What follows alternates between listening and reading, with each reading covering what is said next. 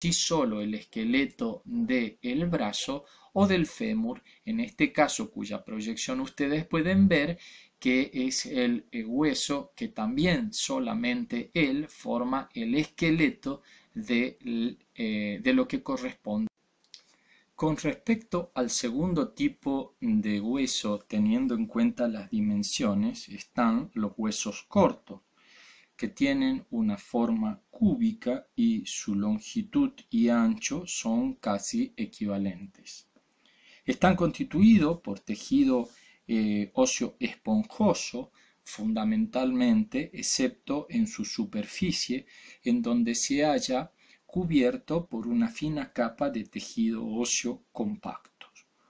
Los huesos cortos se encuentran por ejemplo, los huesos del tarso o los huesos del carpo. Por ejemplo, el calcáneo en el caso del tarso o el hueso escafoide o pisiforme del carpo.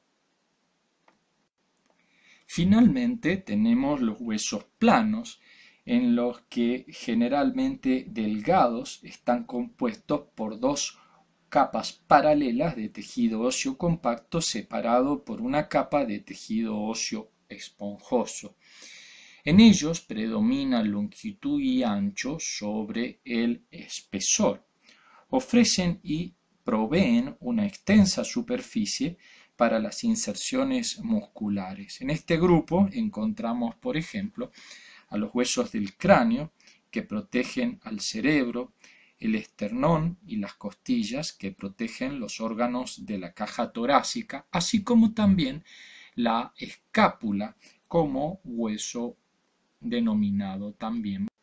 Aparte de la clasificación que hemos mencionado y que siguen las dimensiones del espacio, existen otras posibilidades de clasificar a los huesos en huesos irregulares.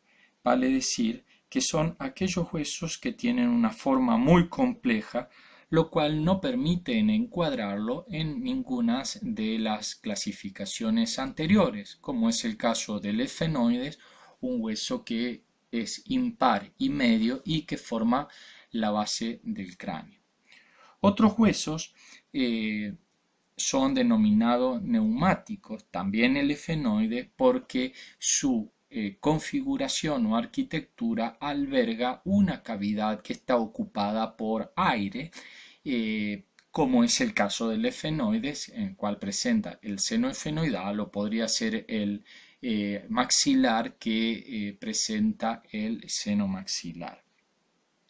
Después tenemos los huesos sesamoideos con forma de semilla de sésamo, de ahí su nombre, y se desarrollan en el interior de tendones que están sometidos a considerable fricción, tensión o estrés mecánico, como es el caso de las palmas de las manos, la planta de los pies o también el caso de la rodilla. Su número puede variar de persona a persona, vale decir, son inconstantes, pero existe sí un sesamoideo que es constante y que es la rótula, que forma parte del esqueleto de la rodilla.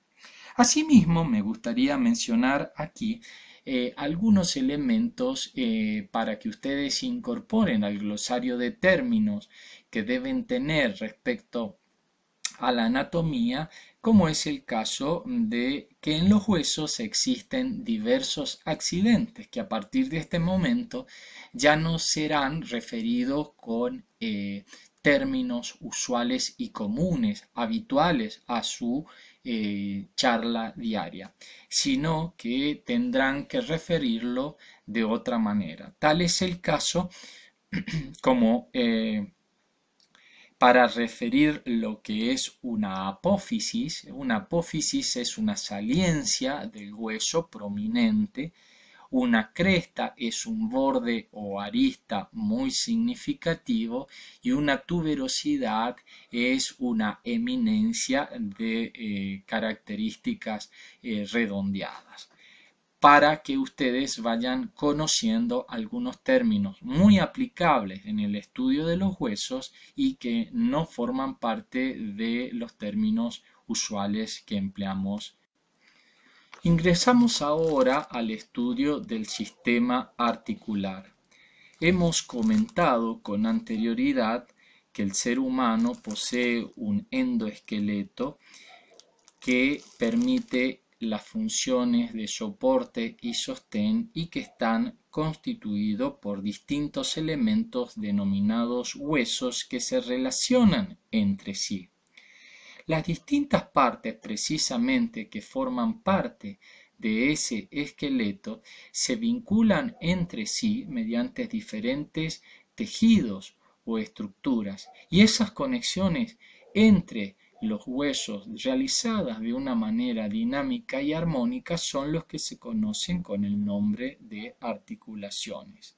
Dentro de una articulación pueden haber dos o más huesos. Si pienso en la articulación entre la escápula y el húmero en el hombro, veré que sí se relaciona la escápula con el húmero, dos huesos. Pero en el caso del codo, en donde tengo la relación entre el húmero, el cúbito y el radio, y a su vez entre el cúbito y el radio, veo que en una articulación están integradas más de una sola relación entre dos huesos.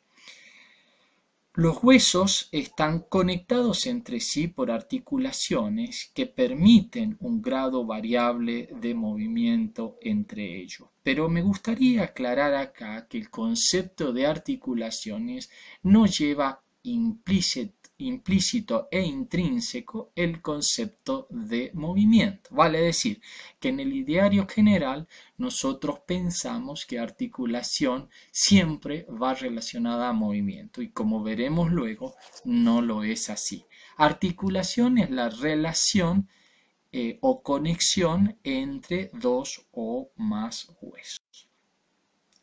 Las articulaciones también pueden clasificarse y se clasifican de diverso modo. Por ejemplo, en el cuadro tenemos la clasificación de articulaciones según su tipo de movimientos. Y es acá en donde yo vuelvo sobre el concepto expresado hace un momento, en donde articulación no es sinónimo de movimiento, sino que según su tipo de movimiento, las articulaciones pueden clasificarse en sin movimiento o sin artrosis, medianamente móviles o anfiartrosis y muy móviles o diartrosis. Por otro lado, podemos clasificar a las articulaciones según el medio de unión. Si entre dos o más huesos la unión está expresada por un tejido fibroso, será una articulación fibrosa. Si están interpuestos cartílagos, serán cartilaginosos. O si hay un espacio real que no permite vincular estrechamente, pero sí mantiene la cohesión entre un hueso y otro, serán el caso de las articulaciones tipo sinovial. Dentro de las articulaciones inmóviles, sin movimiento, tenemos que las sinartrosis, así denominadas también, pueden ser clasificadas en sincondrosis, sinfibrosis y sinostosis. ¿Cuál es la diferencia entre una de estos y otra de estos tres tipos mencionados? Es el tejido que permite relacionar un hueso con el otro. En el caso de la sincondrosis tenemos que será cartílago hialino o fibroso, como por ejemplo el caso de la articulación entre el sacro, hueso impar y medio de la columna vertebral, y los ilíacos, hueso de las caderas. ¿Qué pasa con la sinfibrosis? El tejido que relaciona un hueso con uno o más huesos, en este caso es tejido fibroso. Y allí tenemos las suturas planas, en donde las superficies que están en relación son armónicas, como el caso de los huesos nasales, escamosa o en borde de bisel, cuando un hueso que está cortado de una manera oblicua se relaciona con otro hueso que le opone una superficie opuesta. caso de la articulación temporoparietal o parietotemporal. Las suturas dentadas son aquella superficie en donde un borde de hueso se encuentra con indentaciones tipo los que corresponden a dientes de un serrucho, mientras que el otro hueso ofrece una superficie opuesta. Tal es el caso de la sutura coronal, así denominada porque allí asientan las coronas de los reyes, que es la que se establece en la bóveda del cráneo entre el frontal y los parietales. Dentro de la sinfibrosis también hablamos de la gonfosis, que es la relación entre la raíz del diente y el alvéolo dentario, y de un tipo especial de articulación que se describe específicamente entre el hueso esfenoide, la cara inferior del mismo, y un hueso que forma parte del tabique óseo de la nariz, que es el vómer. La esquindilesis es o también denominada esfeno-vomeriana. Por último, el tercer tipo de sinartrosis es la sinostosis, en donde el tejido interpuesto entre dos superficies o más de huesos es el hueso mismo, vale decir que la articulación sea osificada. Es el caso de que se traten de articulaciones totalmente inmóviles, y que es el caso de la esfeno-occipital. Según sus movimientos, el segundo tipo de articulación que tenemos a describir son las articulaciones semimóviles, un grupo clínicamente importante de articulaciones, pero que en este caso el movimiento es limitado. Vale decir que se pueden mover solo en un escaso eje de movimiento, como es el caso de las articulaciones que se observan en la columna vertebral entre los cuerpos vertebrales o las diferentes apófisis o eminencias de la columna.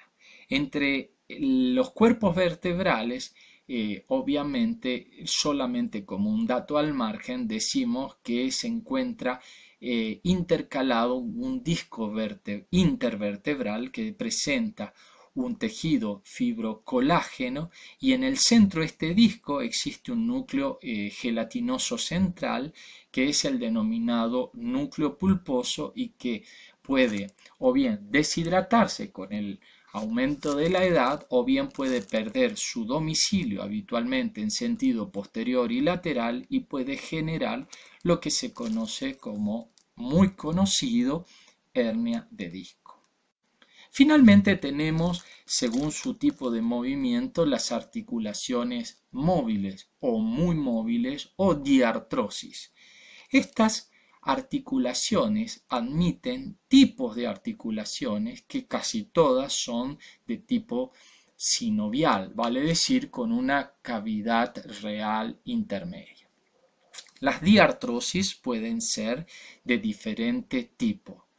Artrodia, cuando las superficies de relaciones son planas, sus movimientos son simplemente de deslizamiento, mecánicamente son multiaxiales, y un ejemplo es la establecida entre la extremidad lateral de la clavícula y el acromión o apófisis del borde superior de la escápula. También encontramos las trocleares o denominadas gínglimo o en bisagra, en donde tenemos que se observa una superficie ósea en forma de canaleta, o bien el caso de una excavación, mientras que la otra presenta una superficie opuesta. El caso